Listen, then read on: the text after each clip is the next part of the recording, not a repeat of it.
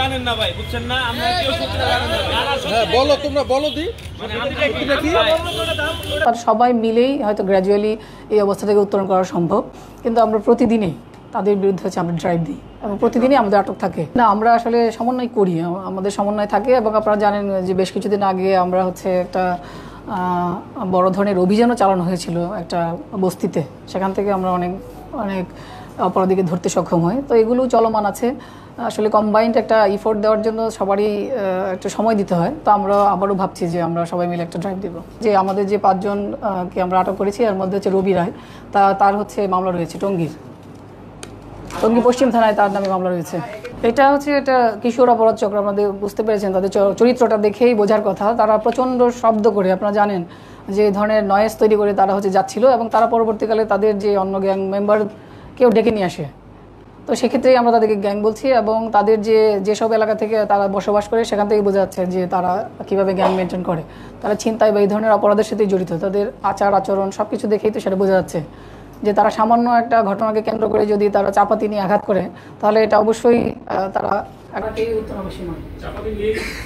চাপাতি পরে তারা দুজন ফোন করে হ্যাঁ তাদের কাছে এই ধরনের অস্ত্রশস্ত্র আশেপাশেই হয়তো থাকে। আচ্ছা, আমার প্রশ্ন হচ্ছে যে আমরা এই ধরনের ঘটনাগুলি যখনই জানতে পারছি আমরা ব্যবস্থা নিচ্ছি। আর আমরা বিআরডি প্রজেক্ট আপনারা জানেন এটা অত্যন্ত ত্রুটিপূর্ণ একটা অবস্থায় বর্তমানে রয়েছে। আপনারা দেখেছেন আমরা যখন এখানে আমি আসার পর কোরিয়াতে ছিনতাই হয় এবং ছিনতাইকালে তাকে স্ট্যাপ করে মেরে ফেলা হয়, সেটা আমার বা উত্তর বিভাগের কোনো এলাকায় হয়েছে কিনা আমরা জানি না, কিন্তু আমরা সেটার দায়িত্ব আমরা নিয়েছি। সেটা আমরা জানেন যে বিআরডি প্রজেক্টটা দীর্ঘ, সেটা একেবারে টঙ্গী পর্যন্ত বিস্তৃত এবং এখানে হচ্ছে বিভিন্ন সিঁড়ি তৈরি করা আছে, যে সিঁড়িগুলি দিয়ে হচ্ছে যাত্রীরা ওঠানামা করে, যেটা করার কথা না। এই সিঁড়িগুলি দিয়ে হচ্ছে গভীর রাতে যখন যাত্রীর বাস থেকে নামায় সেখানেও তাকে নামানোর কথা না, তখন সেই মাদকাসক্ত বা ছিনতাইকারীরা এখানে উৎপেতে থাকে এবং তাকে আঘাত করে তার জিনিসপত্র নিয়ে তার লাভ দিয়ে চলে যায়। তো এটা একেবারে পুলিশ এখানে আমার 5টা পেট্রোল একযোগে কাজ করে রাতের বেলা, তারপরেও আমরা সেটাকে বন্ধ করতে পারছি না। আমি আগেই বলেছি এটার জন্য আসলে একটা সমন্বিত ইফোর্ট দরকার। যাদের বিআরডি প্রজেক্ট তাদেরকেও আমরা বারবার অনুরোধ করেছি তারা যেন এগুলি হচ্ছে এগুলি বন্ধ করেন, কারণ এখানে সাধারণ মানুষকে আমরা যতক্ষণ পর্যন্ত এখানে ওঠানামা বন্ধ করতে না পারবো, এখানে ফ্রিকোয়েন্ট যে একটা চিন্তায় আছে সেটা শুধুমাত্র আমাদের পেট্রোল বা হচ্ছে আমাদের উপস্থিতি দিয়ে সেটা বন্ধ করা আপাতত।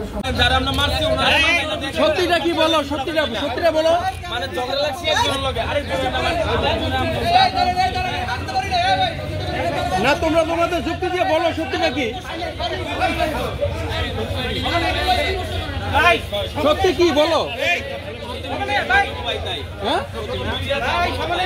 মিডিয়া যা বলবে না, তোমরা তোমাদের সাফাইটা তোমরা বলো।